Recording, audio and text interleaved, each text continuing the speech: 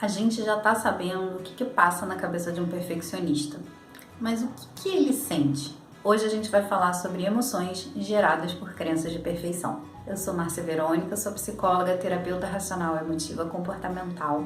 E se você acredita que a racionalidade pode te ajudar a ter uma vida mais leve, já deixa seu like e se você quer saber como, se inscreve no canal. Todos os dias eu vou trazer um tema de psicologia com alguma dica comportamental, com alguma dica emocional para te ajudar a ter os dias mais leves.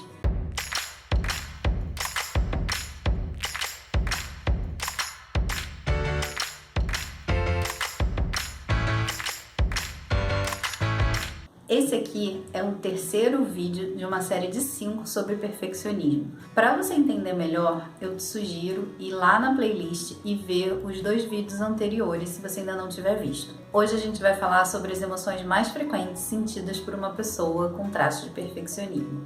Eu vou iniciar com uma frase do Wendy Dryden, que é um teórico da TREC. Ele diz o seguinte: as pessoas que mais têm medo de falhar são aquelas que nunca falharam. Legal, né? No mínimo curioso, e eu acho que vale para a nossa reflexão de hoje. A gente sabe que o que mais angustia um perfeccionista é a angústia por ele se sentir angustiado caso venha a falhar. Apesar da angústia ser uma emoção que não é um objeto de trabalho da TREC, justamente porque ela é muito confusa, não é muito precisa para a gente entender o que está acontecendo com a pessoa, vale lembrar que parece que eu sinto alguma coisa por estar sentindo alguma outra coisa. É como se só o fato de eu pensar que se eu falhar eu vá sentir alguma coisa, isso já me faz sentir alguma coisa. A gente vai fazer de tudo numa situação como essa para evitar as emoções negativas. Como o próprio nome já diz, elas são negativas, elas não são boas de serem sentidas. Um outro ponto que vale lembrar são crenças irracionais de que sentir emoções negativas é ruim. Pessoas não deveriam sentir emoções negativas. Eu deveria saber como fazer para só ter emoções positivas na minha vida. Só quem sente emoção negativa é fraco. Coisas do tipo que a gente sabe que tem aos montes por aí. Isso é o que a gente chama de perfeccionismo emocional. Isso é o que a gente chama de perfeccionismo emocional, que quando se junta com crenças perfeccionistas, vai gerar um sofrimento na pessoa. Gera uma forte necessidade de corrigir e se melhorar o tempo todo, justamente para que ela não venha a passar por situações de problema que possam, de alguma forma, estar relacionadas a emoções negativas. A TREC, por ser uma terapia realista, ela acredita que as emoções negativas elas são importantes, são necessárias e vão acontecer a qualquer indivíduo. Sentir uma emoção negativa não é um problema. Muitas das vezes as emoções negativas elas são saudáveis, adequadas e necessárias. Em momentos de frustração, em momentos de adversidade, não faz sentido a gente experimentar uma emoção positiva. Se eu estou sendo frustrada num desejo, qual a graça, qual a felicidade que eu vou ter na minha vida?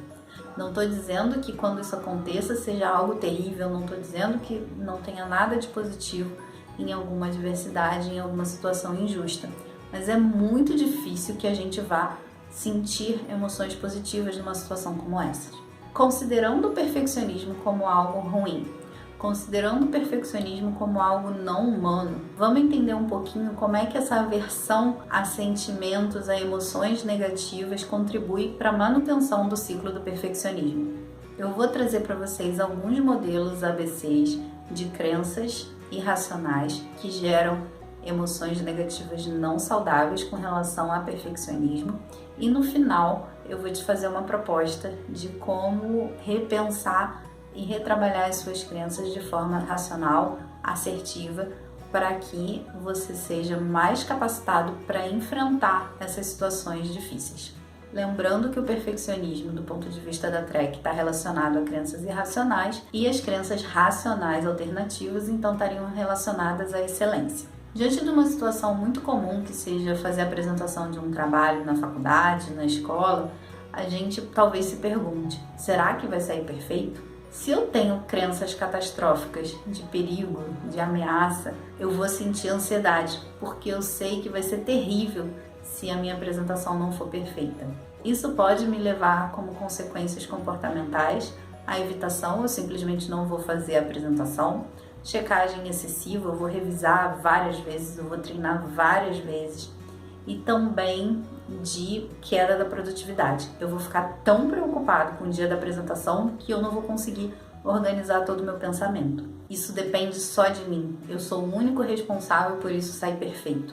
Nesses casos, se eu tiver crenças de autoavaliação global, onde eu tenha conteúdos de autoculpa e de fracasso, talvez eu venha sentir culpa.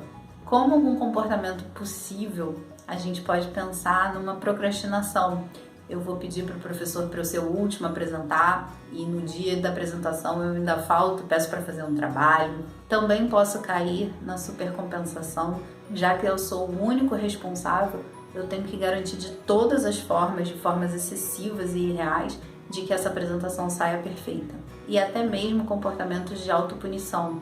Eu começo a me privar de coisas prazerosas e posso inclusive chegar a ter comportamentos autolesivos. Se diante da mesma situação de fazer uma apresentação, eu entendo que se eu não fizer uma apresentação perfeita, significa que eu sou um fracassado, que não dá mais pra mim, que não adianta eu tentar mais nada porque eu nunca vou conseguir, esses temas estão relacionados à questão de perda, questão de competência, que provavelmente vão gerar emoção depressão. Como consequências comportamentais possíveis, a gente pode falar do isolamento social, a pessoa não vai querer nem mais chegar perto de quem viu a apresentação dela.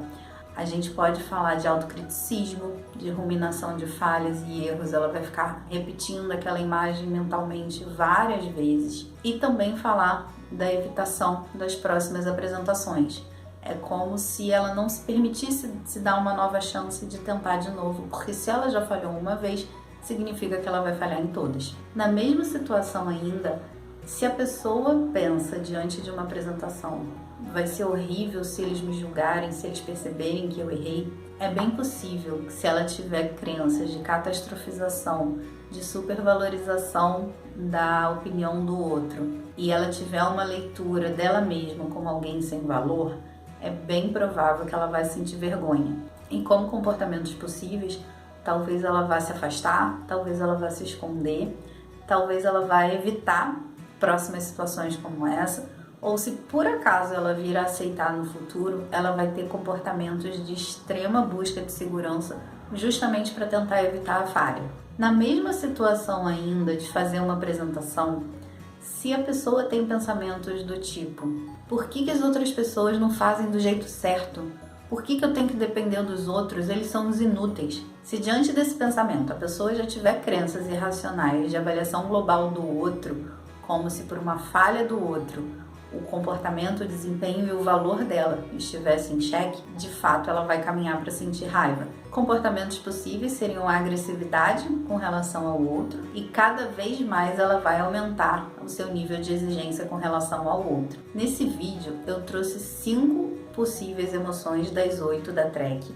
Não é que as outras 3, que seriam ciúmes não saudáveis, inveja não saudável e mágoa, não é que essas 3 não possam aparecer, mas elas não são tão frequentes em traços de perfeccionismo. Uma forma genérica de começar a desenvolver crenças racionais, mais saudáveis, mais assertivas para o enfrentamento do perfeccionismo seria justamente trabalhar e reforçar crenças ligadas à aceitação incondicional, tanto de mim quanto dos outros. Aceitação incondicional nos momentos de falha, principalmente, tendo eles ocorrido ou ainda não. Crenças de aceitação incondicional dos outros, que como seres humanos eles também têm o direito de falhar.